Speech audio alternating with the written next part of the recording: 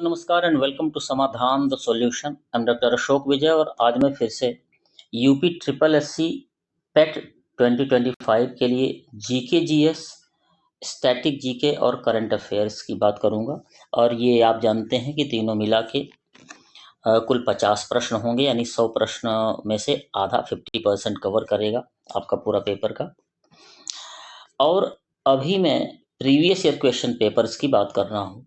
तो पिछले पहली वीडियो जो थी इस पेट के लिए, जिसमें मैंने प्रीवियस ईयर क्वेश्चन पेपर्स की ही बात की थी, तो उसमें पेट 2023 की बात मैं कर रहा था। उसके जो जीके जीएस के जो कुल 50 प्रश्न होते हैं, उसमें से जो 28 तारीख को परीक्षा थी उसके 25 प्रश्न किए थे। मान लीजिए वो ये पार्ट था और ये बी पार्ट है, यानी 28 तारीख की ही परीक्षा के जो शेष 25 प्रश्न थे 50 में से जीके जीएस स्टैटिक जीके के, तो उनकी बात आज होगी। ये दूसरी वीडियो है। इसके पहले पहली वीडियो आई थी जिसमें आपने इस प्रीवियस ईयर क्वेश्चन पेपर जो कि पेट 2023 का था उसके 25 प्रश्नों की बात आपने देखी थी और उम्मीद है पसंद आई होगी। आप आज की दूसरी वीडियो देखेंगे तो इस तरह से आपके पूरा जो 28 तारीख को फर्स्ट शिफ्ट में परीक्षा हुई थी उसका पेपर संपूर्ण हो जाएगा। इसके बाद फिर सेकंड शिफ्ट की बात होगी। तो आइए प्रारंभ करते हैं। पहला प्रश्न है, निम्न में से कौन मौर्य साम्राज्य में प्रांतीय केंद्र नहीं था? प्रांतीय केंद्र नहीं था। Which of the following was not a provincial centre in the Mauryan umpire? तो प्रोविंशियल सेंटर कौन नहीं था ये बताना है। तो इसमें तक्षशिला नहीं था, ये तो था। उज्जैनी नहीं था। इंद्रप्रस्थ नहीं था। इंद्रप्रस्थ और सुवर्णगिरी। तो देखिए इसमें इंद्रप्रस्थ नहीं था। Option number C is the right answer. Suvarnagiri भी था। तो ये तीन थे मौर्यन अंपायर के सेंटर्स। और ये राज्यों के जो मौर्य अंपायर के समय जो स्टेट्स थे, जो राज्य थे, उन्हीं राज्यों की राजधानियां हैं ये तीनों, लेकिन इंद्रप्रस्थ जो है उनमें से नहीं था। So option number C is the right answer. देखिए अशोक के शिलालेख में ये चीजें लिखी गई हैं कि मौर्य साम्राज्य में कुल 5 प्रांत थे, यानी 5 प्रांतों में विभाजित था। मौर्य अंपायर जो है इसकी राजधानी पाटलिपुत्र थी। अब इसमें 5 प्रांत कौन थे? एक था प्राशी, जिसको पूर्वी प्रदेश कहते हैं, और इसकी भी राजधानी पाटलिपुत्र थी और पूरे मौर्य साम्राज्य की राजधानी भी पाटलिपुत्र थी। अवंती उज्जैनी, जिसका नाम उज्जैन है। उत्तरापथ तक्षशिला, दक्षिणापथ सुवर्णगिरी और कलिंग जो है वो तोसली इसकी राजधानी थी। तो इस तरह से आपने देखा कि ये 5 प्रांत थे। अब इसमें से कोई भी प्रांत की राजधानियां भी पूछ लेता है, इसलिए इसको इन 5 की बात इसमें की गई है। पूछ लेगा कि अशोक के जो शिलालेख हैं उनके अनुसार मौर्य साम्राज्य में उत्तरापथ की राजधानी बताइए, तो आप बताएंगे तक्षशिला। ठीक है। तो इस तरह से आप देखेंगे कि इस तरह से व्याख्याएं, एक प्रश्न पढ़ेंगे तो उसमें 5, 7, 10 प्रश्नों तक के उत्तर मिलेंगे। इसलिए बहुत ही ध्यान से इन पूरी वीडियो को देखिएगा। और आप देखिए कि ये आप देख क्या रहे हैं, आप प्रीवियस ईयर क्वेश्चन देख रहे हैं जिनसे आप जो है प्रश्न आपको मिलेंगे, लेकिन प्रश्न आपने एक देखा और उत्तर आपको कई प्रश्नों के मिल रहे हैं। तो इस तरह से आप ये देख रहे हैं कि एक तो आप प्रश्न देख रहे हैं कि किस तरह से प्रश्न आते हैं, दूसरा आपको ये भी है कि इन्हीं में से, इन्हीं प्रश्नों की तरह बहुत सारे प्रश्नों के उत्तर देख रहे हैं। तो आपको इन्हीं में से आपको अगली परीक्षा में प्रश्न देखने को मिलेंगे। इसलिए बहुत ध्यान से देखिए।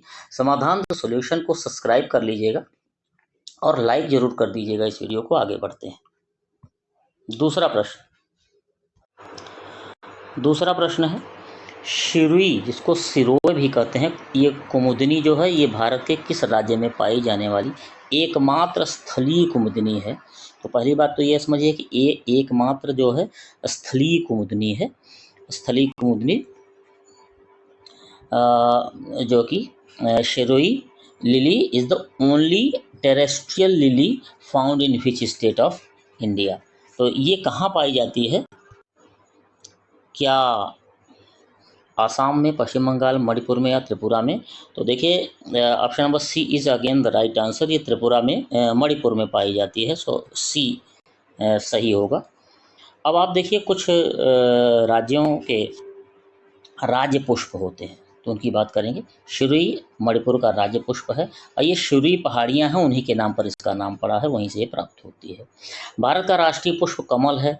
उत्तर प्रदेश और झारखंड का पलाश है। अब देखिए कमल जो है ये जम्मू कश्मीर, हरियाणा, कर्नाटक, पुडुचेरी और दिल्ली, इन सब के भी राष्ट्रीय पुष्प क्या हैं? राज्य पुष्प कमल है।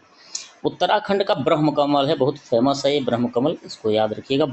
मध्य प्रदेश का लिली है, महाराष्ट्र का गुलाब है, तो इनको भी आप जरूर याद रखेंगे।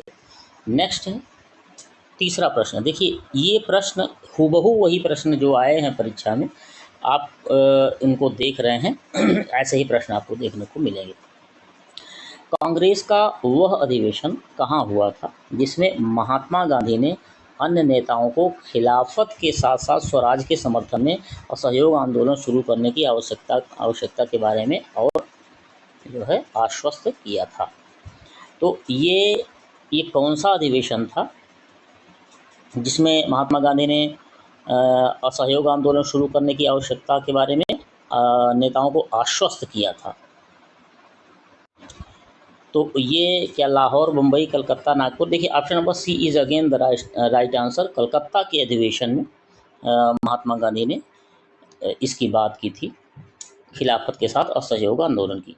अब देखिए अब इसमें अभी जो प्रश्न है ये कांग्रेस के अधिवेशनों से है। तो कांग्रेस के अधिवेशन जितने महत्वपूर्ण है इसमें हमने प्रयास किया है, इसको आप देखिएगा, पूरा देख लीजिएगा। इसमें आता क्या है? देखिए असहयोग आंदोलन की बात करें तो शुरुआत हुई थी 1 अगस्त 1920 को। आंदोलन का प्रस्ताव पारित किया कलकत्ता अधिवेशन में हुआ था 4 सितंबर 1920 को। ये प्रश्न का उत्तर है। अब आप देखिए हमने इसमें प्रथम अधिवेशन जो कांग्रेस का हुआ था किस सन में हुआ, कहाँ हुआ और अध्यक्ष कौन थे, ये चार जो है प्रश्न पूछे जाते हैं। तो जो मुख्य अधिवेशन जिनके बारे में बार बार बात होती है, परीक्षाओं में आते हैं, उनको हमने इसमें रखा था। थोड़ा सा ये बड़ा उत्तर होगा, इसको 1-2 बार देख लीजिएगा। देखिए पहला अधिवेशन, शुरू के 4 आते हैं अलग अलग कारणों से। पहला अधिवेशन तो पहला ही था इसलिए आता है। 1885 में कांग्रेस की स्थापना हुई उसके बाद हुआ। और आप जानते हैं बम्बई में हुआ था, बॉम्बे में गोकुलदास तेजपाल विद्यालय में। WC बनर्जी, व्योमेश चंद्र बनर्जी इसके अध्यक्ष थे कांग्रेस के पहले। द्वितीय अधिवेशन अगले साल 1886 में कलकत्ता में हुआ और दादा भाई नौरोजी इसके अध्यक्ष थे। तीसरा 1887 में मद्रास में हुआ। देखिए लाइन से बॉम्बे, कलकत्ता, मद्रास। और बदरुद्दीन तैयब जी अध्यक्ष, और ये प्रथम मुस्लिम अध्यक्ष थे। अभी प्रश्न आया हुआ है तो याद रखिएगा कि कांग्रेस के प्रथम मुस्लिम अध्यक्ष कौन थे या कौन सा सेशन था, किस सन में हुए थे। चतुर्थ अधिवेशन 1888 में इलाहाबाद में हुआ था। जॉर्ज यूल थे, और याद रखिएगा ये पहले कांग्रेस अध्यक्ष, पहले अंग्रेज अध्यक्ष थे, जॉर्ज यूल। उसके बाद महत्वपूर्ण है 1896 का अधिवेशन जो कि कलकत्ता में ही हुआ था। रहीमतुल्लाह सयानी इसके अध्यक्ष थे। और इसकी खास बात क्या है, क्यों पूछा जाता है? रविंद्रनाथ टैगोर गुरुदेव द्वारा वंदे मातरम का गायन इस अधिवेशन में हुआ था। 1907 का अधिवेशन पूछा जाता है, यह प्रसिद्ध इसलिए है, सूरत अधिवेशन था। रास बिहारी बोस अध्यक्ष थे। इसमें कांग्रेस का विभाजन गरम दल और नरम दल दोनों में हो गया था। 1911 ये महत्वपूर्ण है, कलकत्ता अधिवेशन था। कांग्रेस अधिवेशन में पहली बार क्या गाया गया? जनगण मन का गायन हुआ था। तो इन अधिवेशनों को बहुत ध्यान से देखते जाइए और ये परीक्षा की दृष्टि से महत्वपूर्ण है। 1916 लखनऊ अधिवेशन था। अध्यक्ष थे AC मजूमदार। ये बड़ा महत्वपूर्ण अधिवेशन है, बहुत पूछा जाता है। इस अधिवेशन की खास बात ये थी कि दोनों गुटों में एकता हो गई, या नरम दल और गरम दल एक हो गए थे। लखनऊ पैक्ट हुआ जिसमें कांग्रेस और मुस्लिम लीग के बीच में सहमति बनी थी। अगले साल 1917 में कलकत्ता का अधिवेशन हुआ। अध्यक्ष एनी बेसेंट थी। खास ये है कि यह पहली कांग्रेस की महिला अध्यक्ष थी, मिसेस एनी बेसेंट। 1922 में गया में अधिवेशन हुआ। अध्यक्ष CR दास यानी चित्तरंजन दास थे। और ये स्वराज पार्टी का गठन इसी अधिवेशन के पश्चात हो गया था, जिसमें CR दास और मोतीलाल नेहरू दोनों ने मिलकर ये गठन किया था। 1924 बेलगांव अधिवेशन फेमस इसलिए है कि इसके अध्यक्ष एकमात्र अधिवेशन था जिसके अध्यक्ष महात्मा गांधी थे, केवल एक बार वो अध्यक्ष बने थे। 1925 कानपुर का अधिवेशन था, अध्यक्ष थी सरोजिनी नायडू। खास ये है कि प्रथम भारतीय महिला अध्यक्ष थी। 1929 लाहौर अधिवेशन, अध्यक्ष बहुत महत्वपूर्ण अधिवेशन है, अध्यक्ष जवाहरलाल नेहरू थे। पूर्ण स्वराज का प्रस्ताव पारित हुआ था। 26 जनवरी को स्वतंत्रता दिवस मनाए जाने की घोषणा यहीं से हुई थी और तभी से गणतंत्र दिवस मनाया जाता है 26 जनवरी को, इसी दिन की याद में।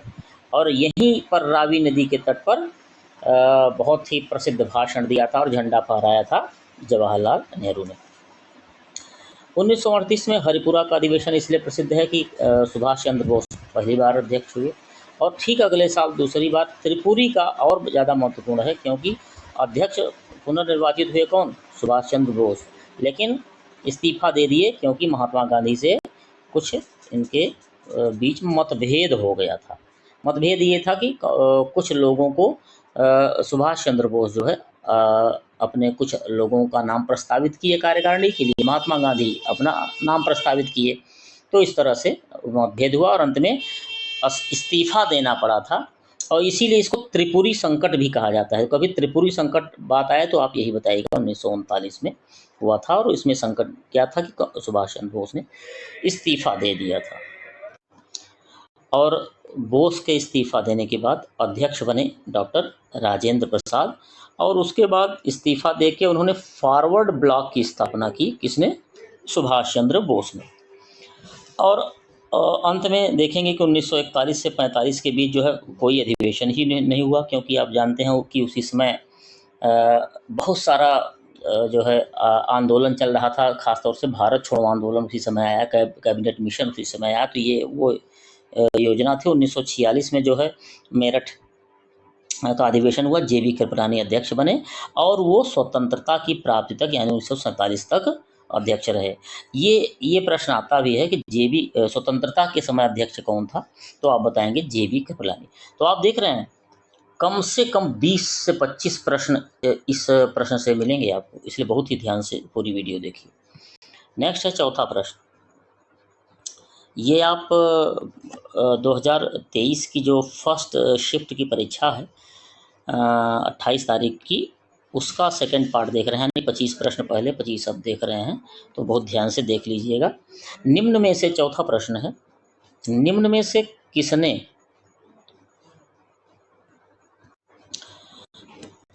अपने सहयोगियों को यह महसूस करने के लिए प्रेरित किया था कि संविधान सभा ब्रिटिश निर्मित थी और ब्रिटिश योजनाओं पर काम कर रही थी, जैसा कि ब्रिटिश चाहते थे तो इस पर काम किया जाए। तो ये किसने प्रेरित किया था? पटेल ने कि राजगोपालाचारी ने, अब्दुल निस्तार ने या सोमनाथ लाहिड़ी? तो ऑप्शन नंबर डी सही है, सोमनाथ लाहिड़ी ने।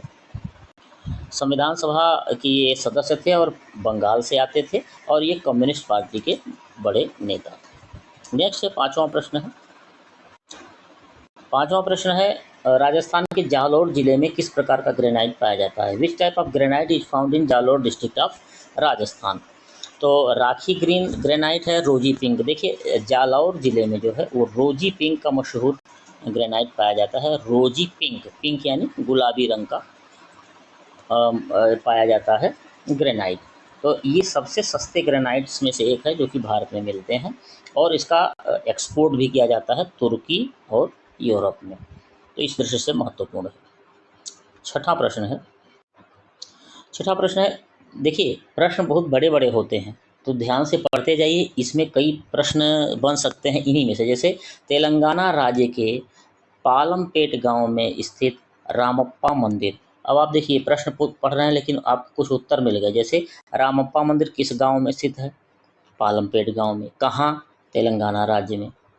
जिसे वर्ष 2021 में यूनेस्को विश्व धरोहर घोषित की। ये प्रश्न आया हुआ ही है कि इसको कब रामप्पा मंदिर को यूनेस्को विश्व धरोहर घोषित किया गया, तो आप बताएंगे 2021 में। देखिए प्रश्न से भी उत्तर मिले हैं, बहुत ध्यान से पढ़िएगा।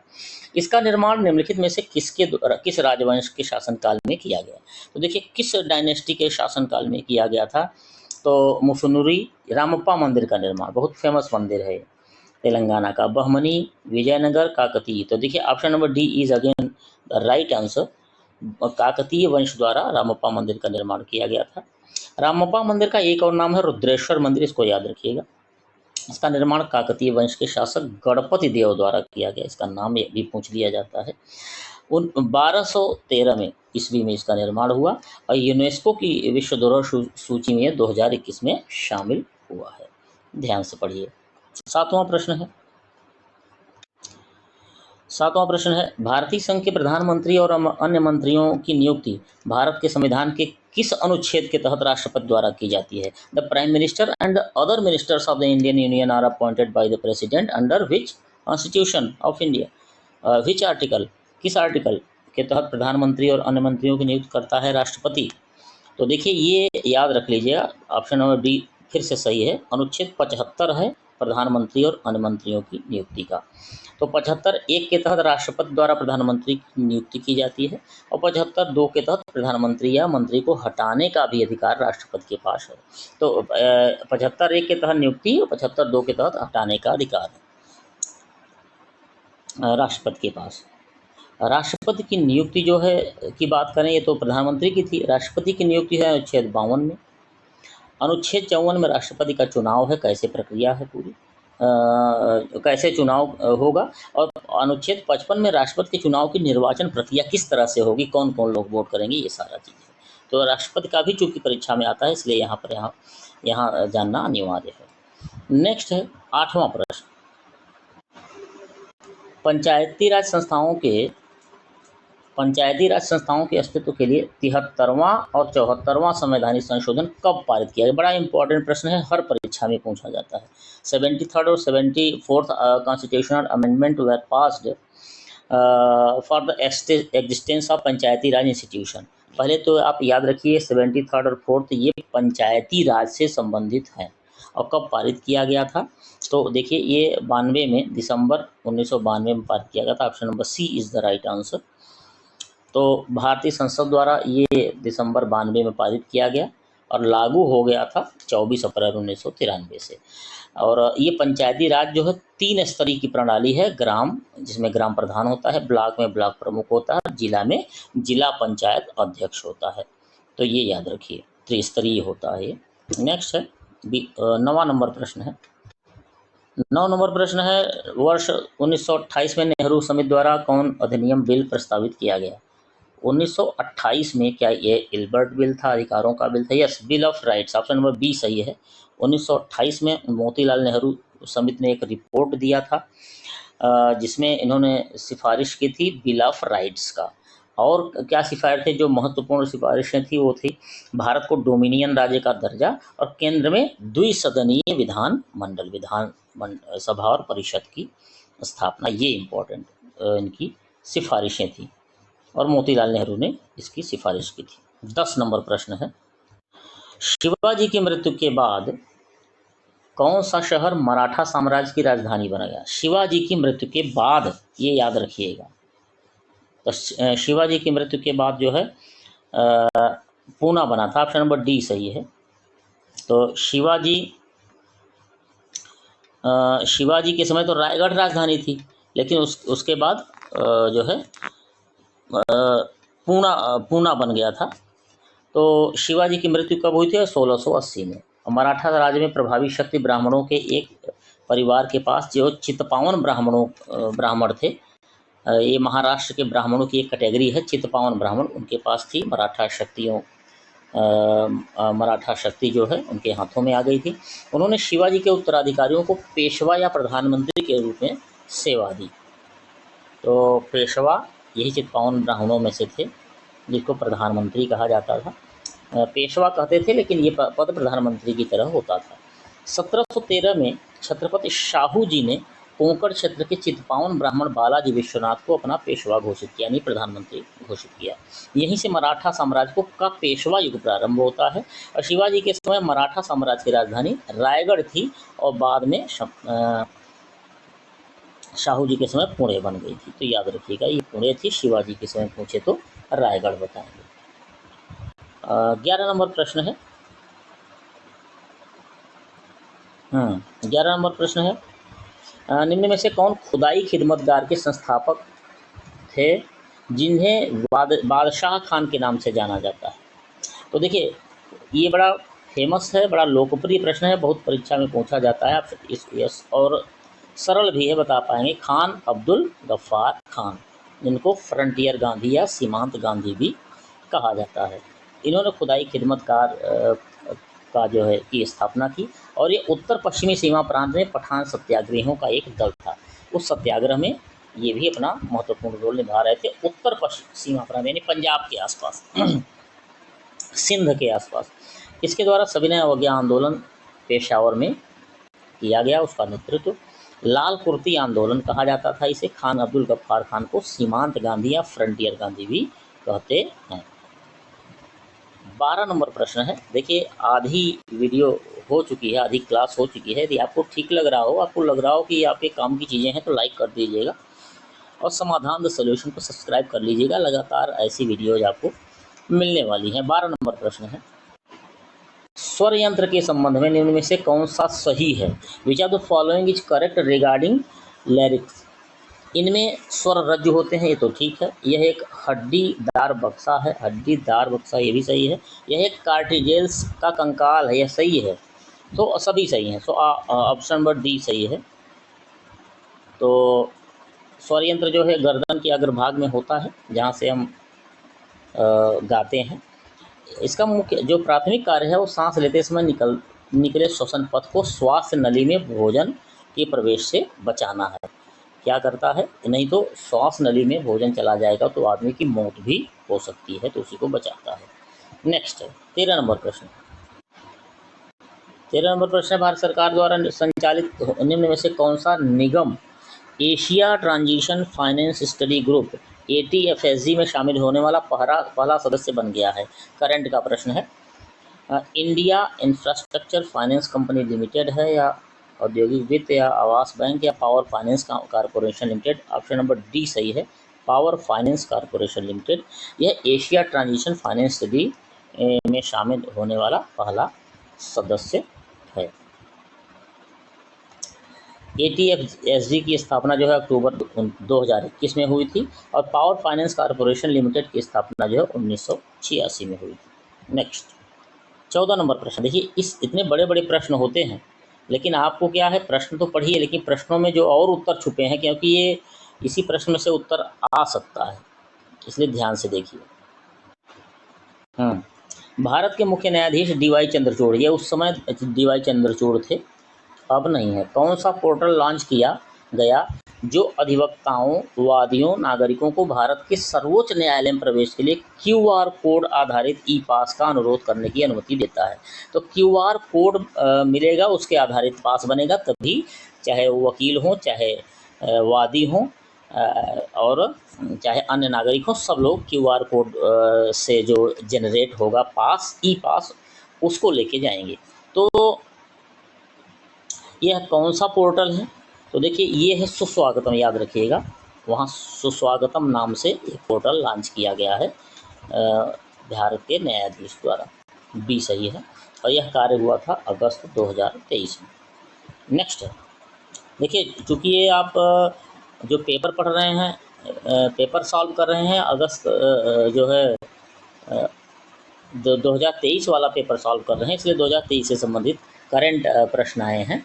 और आपको अभी जो वीडियोज़ मिलेंगी इसके बाद वो हमारे द्वारा, और करंट की तो खास तौर से अलग से भी एक मैं आपको मैराथन क्लास भी दूंगा, तो उसमें सारा कवर होगा।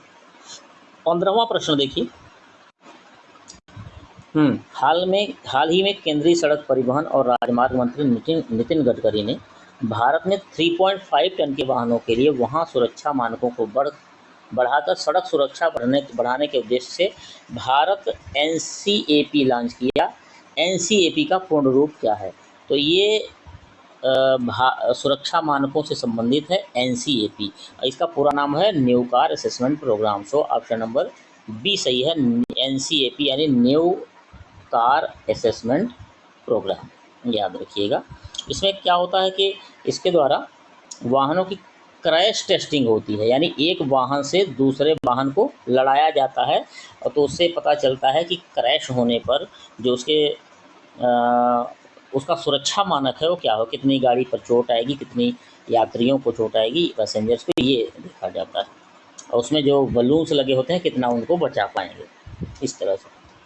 16 प्रश्न है, 16वां नंबर प्रश्न है, अगले दशक में निम्न में से किस क्षेत्र में व्यापार को 100 बिलियन डॉलर तक बढ़ाने के लिए भारत अमेरिका टास्क फोर्स की स्थापना की गई है? तो देखिए, पहली बात तो ये समझिए कि भारत और अमेरिका एक टास्क फोर्स गठन किए हैं और 100 बिलियन डॉलर का क्या है, लक्ष्य है इतना बढ़ाने के लिए। और ये किससे संबंधित, क्या दवा के क्षेत्र या अंतरिक्ष में या कंप्यूटर विज्ञान में या इलेक्ट्रॉनिक्स में? तो आप याद रखिएगा, इलेक्ट्रॉनिक्स के क्षेत्र में ये 100 बिलियन डॉलर व्यापार बढ़ाना है। और टास्क फोर्स के जो अध्यक्ष हैं वो राम सेवक शर्मा बनाए गए हैं, और ये ट्राई के पूर्व अध्यक्ष हैं। 17 नंबर प्रश्न है, मध्य प्रदेश में लागू मुख्यमंत्री लाडली बहन योजना में महिलाओं के लिए आयु सीमा क्या है? देखिए, ये बड़ा इम्पोर्टेंट है, और इसकी बड़ी चर्चा भी थी मध्य प्रदेश के चुनाव में, मुख्यमंत्री लाडली बहन योजना।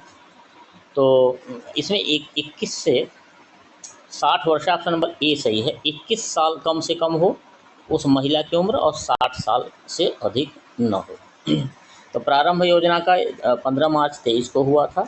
उम्र सीमा क्या थी? आवेदन कैलेंडर वर्ष 1 जनवरी, जिस वर्ष में आवेदन हो रहा है 1 जनवरी को उस साल के 21 वर्ष पूरे कर लिए हों और 60 वर्ष से कम हो या अधिक न हो।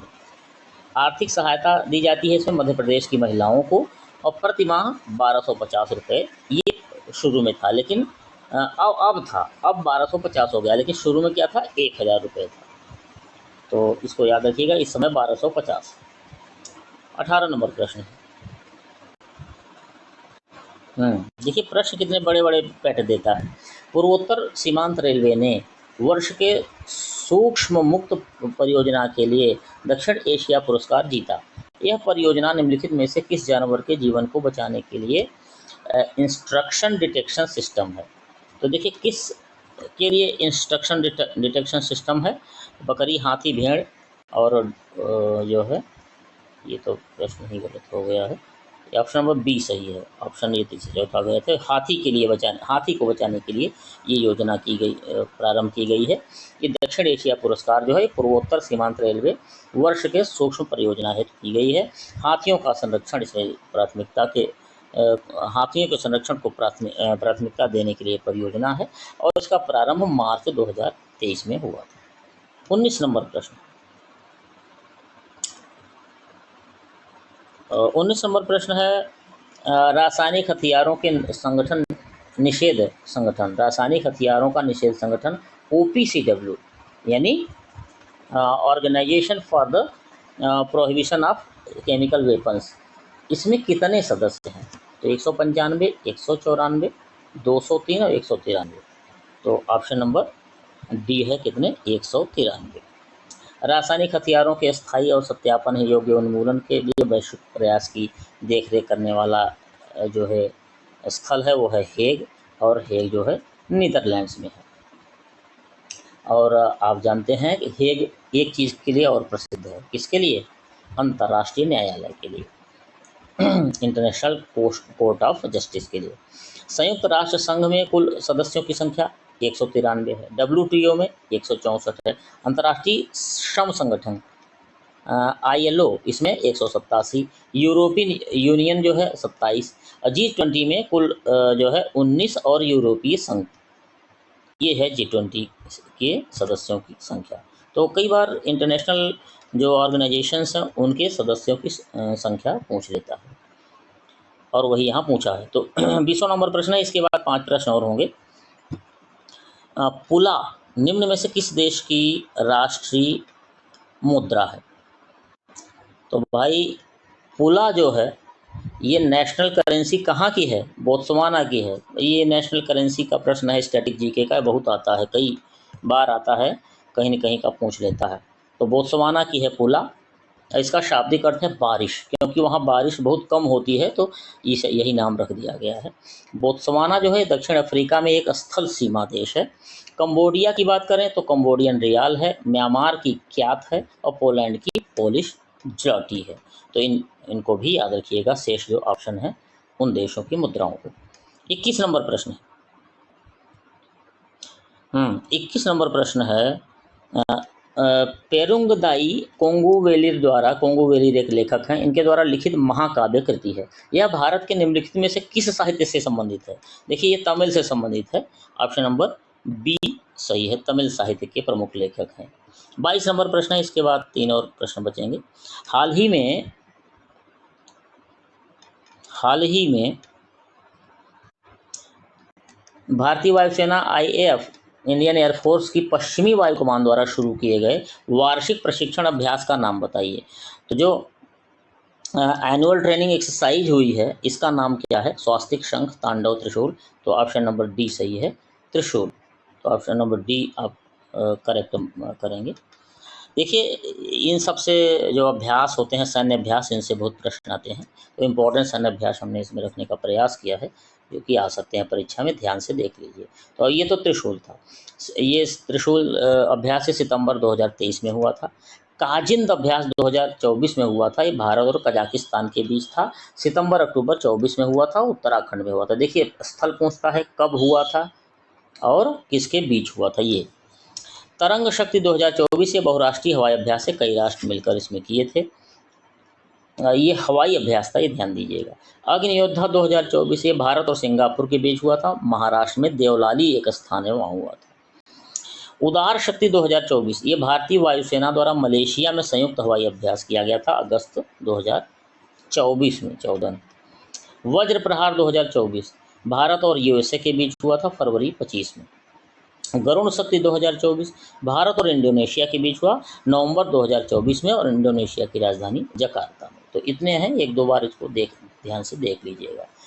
23 नंबर प्रश्न है, कुथु भारत के निम्नलिखित में से किस राज्य या केंद्र शासित प्रदेश में कूथमबलम मंदिर में प्रसिद्ध एक सामाजिक धार्मिक कला है? तो कूथमबलम मंदिर की सामाजिक धार्मिक कला कौन सी है? कुथु, और ये किस राज्य से है? तो कुथु जो है, क्या सिक्किम, आंध्र प्रदेश, केरल, तेलंगाना? तो ये है केरल की सामाजिक कला, याद रखिए। 24 नंबर प्रश्न, इसके बाद एक और है। पुर्तगालियों द्वारा निर्मित बंदेल चर्च भारत के किस राज्य में स्थित है? तो बंदेल चर्च पश्चिम बंगाल में है, ऑप्शन नंबर सी सही है। बंदेल चर्च का अन्य नाम जो है basilica of the Holi rosary है, तो ये भी याद रखिएगा, नाम पूछ लेता है, और ये भारत के सबसे पुराने चर्चों में से एक है। अंतिम प्रश्न है, और इसी प्रश्न के साथ 28 तारीख की जो फर्स्ट शिफ्ट की परीक्षा थी, उसके 25-50 यानी पूरे प्रश्न हो जाएंगे। इसके बाद नेक्स्ट में हम लोग सॉल्व करेंगे अगला पेपर, सेकेंड शिफ्ट का। कौन सा भारतीय श्रम कानून और सामाजिक सुरक्षा उपाय है जिसका उद्देश्य काम करने का अधिकार, राइट टू वर्क की गारंटी देता है? देखिए, काम करने का अधिकार की गारंटी आप बहुत ही चर्चित मनरेगा है, रोजगार गारंटी की ये योजना है। तो मनरेगा, जिसको महात्मा गांधी राष्ट्रीय ग्रामीण गारंटी रोजगार गारंटी अधिनियम कहते हैं, ये जो है मनरेगा रोजगार की गारंटी देता है। अब अनुच्छेद 41 की बात करेंगे, तो ये काम का अधिकार है, राइट टू वर्क से संबंधित है। वर्ष 2005 में ये अनुच्छेद जोड़ा गया। अब right to education RTE act, ये बहुत इंपॉर्टेंट है, बहुत बार आया है, 21A के तहत जोड़ा गया। 6 से 14 वर्ष के आयु के बच्चों को निःशुल्क एवं अनिवार्य शिक्षा है, और ये मूल अधिकार है। और right to information RTI act, ये अनुच्छेद 1901 के तहत है, ये भी मूल अधिकार मान लिया गया है। तो इस तरह से आपने देखा साथियों की 25 प्रश्न आपने किए, और ये वही हूबहू वही प्रश्न है जो कि 28 तारीख की 2023 में परीक्षा में आए हुए थे। तो फर्स्ट शिफ्ट के आपने ये प्रश्न किए, 25 किए हैं, लेकिन आपको अंदाज़ा लगा होगा कि 150 से 200 प्रश्नों के उत्तर आपको इसमें मिले हैं। इसलिए बहुत ही ध्यान से इन्हें देखिए। तो आप जब सॉल्व कर रहे हैं एक पेपर, तो एक तो आपको पैटर्न पता चल रहा है किस स्तर के प्रश्न आते हैं। दूसरे, प्रश्नों की व्याख्याएं जो हमने दी हैं, एक प्रश्न के एवज में 8-10 प्रश्नों के उत्तर मिल रहे हैं।